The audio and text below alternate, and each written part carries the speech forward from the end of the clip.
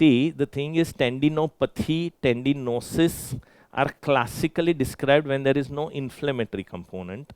And tendinitis, by definition, is where there is an inflammatory component. But a lot of times, you are not going to be able to differentiate between a tendinosis and a tendinopathy.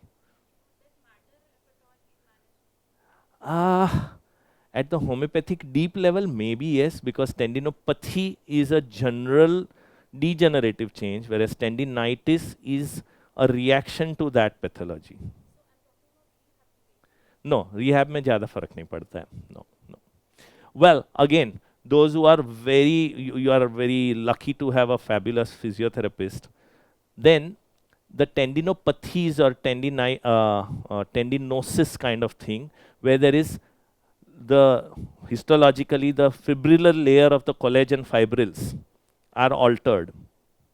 If you go deeper histologically, then these guys have undertaken a degeneration at the fibrillar pattern of the collagen within the tendons being wavy now and weak. That is what tendinopathy becomes, is histologically.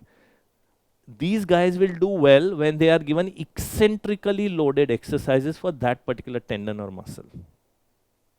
So I'll give you an example. I can't show you here, so I'm showing the tendo-Achilles. The tendo-Achilles is very commonly undergoing tendinopathies in a lot of people.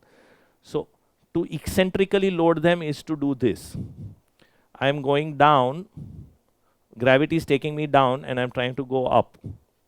So my load is eccentrically placed on the tendo-Achilles when I'm doing this.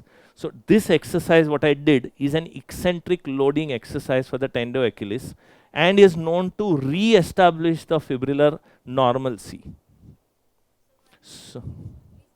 So that's why the tendinopathies, pure tendinopathies without tendinitis, without tears, should ideally be given eccentric loading exercises, ideally.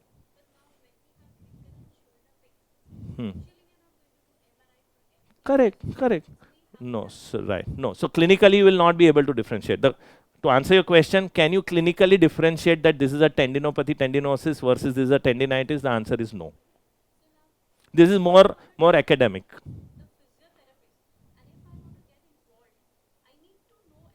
But then to differentiate, you need an MRI. Meaning if the MRI shows no edema and just a mid-substance signal change, then it's a pure tendinopathy.